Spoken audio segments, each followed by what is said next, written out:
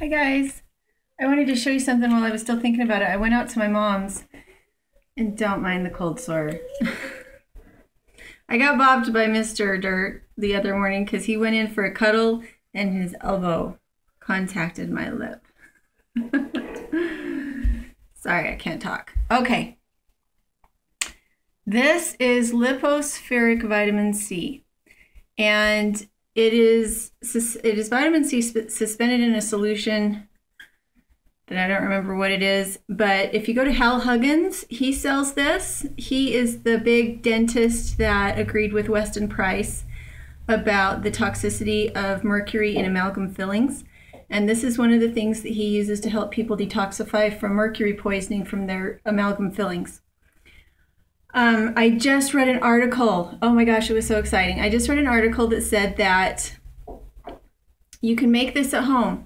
It's not as potent, but what this does is the oil in it, or the solution, the suspension, allows it to travel through your gastrointestinal system and go directly to your bloodstream as if you had received an IV. So like if you've heard of chelation, where they have things go through your system and supposedly pick up bad guys in your bloodstream.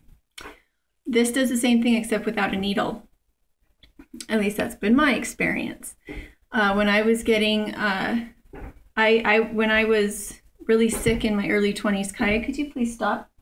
Thank you. When I was really sick in my early 20s, I had to get an IV, a vitamin C IV, about every 6 weeks. And it boosts your immune system and it pulls mercury out of your system and does other things, but it really is good for you, in my opinion. And this, if you take several packets of it, does the same thing as a vitamin C IV. Ebola, supposedly, the way that it works is that the Ebola keeps you from assimilating vitamin C. I don't know if something like this would be at all effective in keeping you alive when you have Ebola, because Ebola is a virus. So you can't cure Ebola, but what you're trying to do is keep somebody alive while they still have the virus. But this would be really great for somebody that had something else. Vitamin C is good for people who've had pesticide poisoning. Vitamin C would be good if you have a lowered immune system and you know you're going to be exposed to people with the flu. So the way that, and there's a way to make this at home that's not as, Paige, you can go in your room, please. There's a way to make this that is not quite as potent, but it's the same thing. And you make it with an ultrasonic cleaner.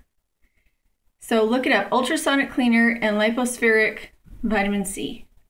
And I haven't tried it myself because I just barely found out about it this morning, but it would be something interesting to look into. This stuff is gag-a-maggot, disgusting trying to swallow, by the way.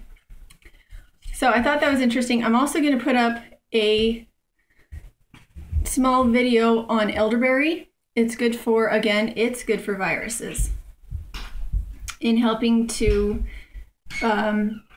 keep you alive while you have a virus. So historically, elderberry juice was used to fight things like the flu, any kind of virus or anything. They're easy to plant. They like water.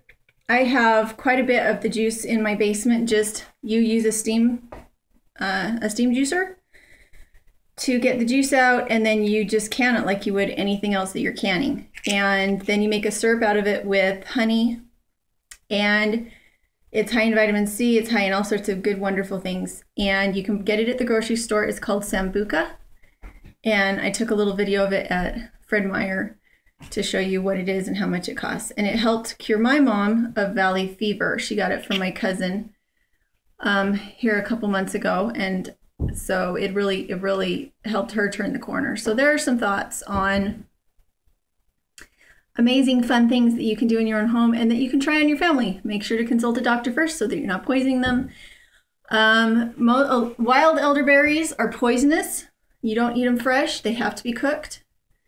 And the leaves are toxic. The blossoms you can use for tea. But always check on what variety you're harvesting from. To my knowledge, elderberry is poisonous unless it's cooked, which is why you turn it into a syrup.